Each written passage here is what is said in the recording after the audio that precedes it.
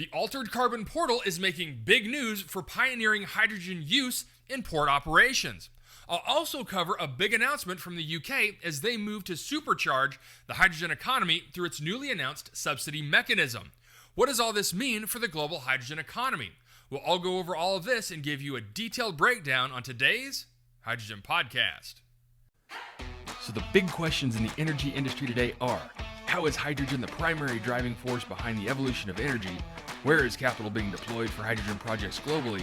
And where are the best investment opportunities for early adopters who recognize the importance of hydrogen? I will address the critical issues and give you the information you need to deploy capital. Those are the questions that will unlock the potential of hydrogen, and this podcast will give you the answers. My name is Paul Rodden, and welcome to the Hydrogen Podcast. Okay, so last episode was a little bit different and the response was positive, so let's keep it going. Today, I want to highlight an article from Forbes covering the altered carbon portal at the Toyota terminal in the port of Long Beach. Now, I've covered ports in some detail previously, but seeing as how these entities are such a great opportunity for hydrogen offtake as well as development hubs, it's important to keep track of ongoing developments. So first, let's start off with why ports and hydrogen are such a great match. Well, ports like Long Beach play a crucial role in global trade, handling millions of shipping containers annually. However, their operations come at a steep environmental cost. Ports are significant emission hubs, with heavy-duty equipment, trucks, and ships often running on diesel. This leads to high levels of air pollution, impacting nearby communities and contributing to global greenhouse gas emissions. Now, hydrogen offers a unique solution to this challenge.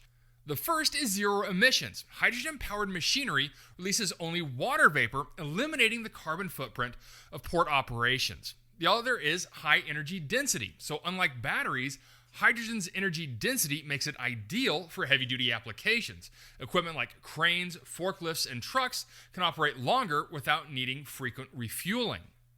Hydrogen also has rapid refueling because unlike batteries, which require hours to charge, hydrogen refuels in minutes, making it highly efficient for round-the-clock operations. And so by adopting hydrogen, ports like Long Beach can serve as test beds for decarbonizing the logistics sector while improving air quality in surrounding communities.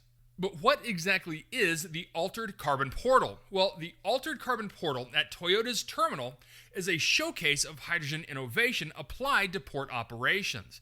It combines advanced hydrogen fuel cell technology with cutting-edge logistics optimization. So let's break that down.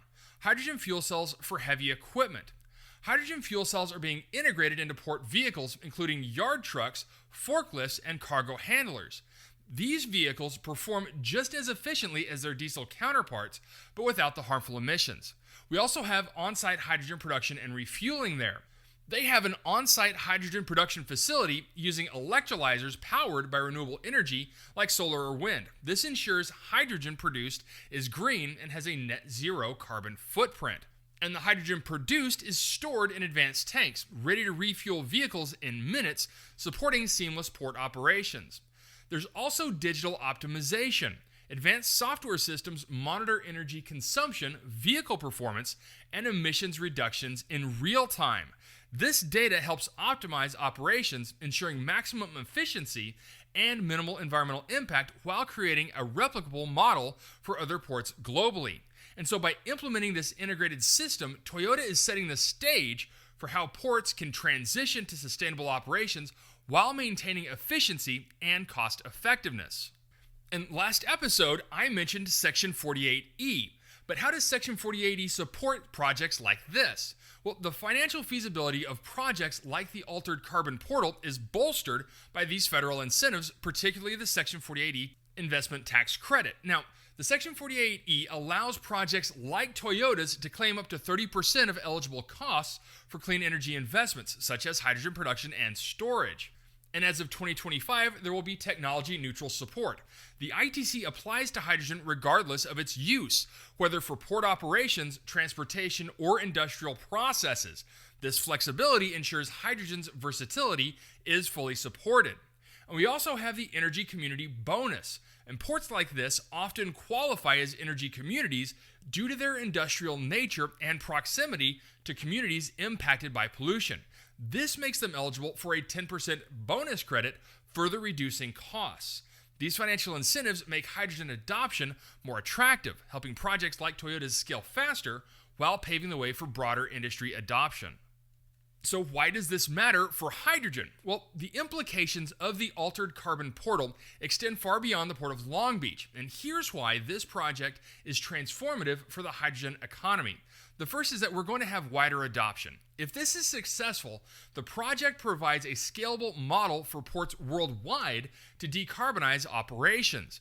This could significantly reduce the logistics sector's carbon footprint, which is a major contributor to global emissions. We also have hydrogen supply chain growth. By creating demand for hydrogen at a port level, Toyota's project supports the broader hydrogen supply chain. This includes manufacturing electrolyzers, improving hydrogen storage solutions, and streamlining distribution networks. We also have cross-sector applications.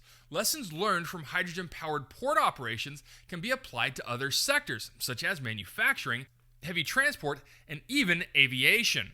The more use cases hydrogen can prove, the faster it will scale across industries. And we also have community impact. Ports are often located near urban areas, and reducing emissions improves air quality for nearby residents. Hydrogen adoption doesn't just cut emissions, it also delivers health and environmental benefits. Now, even with all of these positives, there are still some challenges that remain. We have initial high costs. Building the hydrogen infrastructure, such as electrolyzers, storage, and refueling stations, requires significant investment. However, incentives like Section 48E reduce these financial barriers. We also have issues surrounding policy and regulatory support. Hydrogen projects need consistent policy backing to thrive, and without these long-term commitments, the industry risks stagnation. Collaboration is also needed. Scaling hydrogen adoption requires partnerships between governments, private companies, and research institutions. Cross-sector collaboration can accelerate innovation and reduce costs.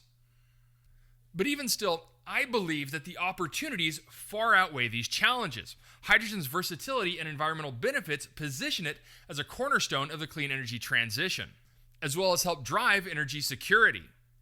And so with all this in mind, the altered carbon portal really is an amazing example of how hydrogen technology can revolutionize port operations and beyond. By showcasing the feasibility of hydrogen-powered logistics, Toyota is helping set the stage for a sustainable future. This project proves that with the right mix of innovation, investment, and policy support, hydrogen can play a central role in decarbonizing our world. Also up to date is some big news out of the UK, as it has unveiled a significant hydrogen subsidy mechanism under its Contracts for Difference, or CFD, framework, which is a proven tool used to support renewable energy growth like wind and solar. The new initiative includes £1.5 billion earmarked for renewable and low-carbon energy, with hydrogen receiving a targeted boost. The CFD mechanism is going to help stabilize revenues for energy producers by guaranteeing a flat price for electricity over a 15-year period. Also, by applying this to hydrogen production, it mitigates market risks, making it more attractive for investors and developers. So then why does it matter for hydrogen? Well, the subsidy mechanism aims to tackle two major hurdles in scaling hydrogen: cost and market uncertainty. Green hydrogen, which is going to be produced from renewable energy, is still more expensive than traditional hydrocarbon-based options, and the subsidy is going to help bridge that gap. By ensuring price stability, the mechanism encourages the development of large-scale hydrogen production facilities, including electrolysis plants powered by renewable sources.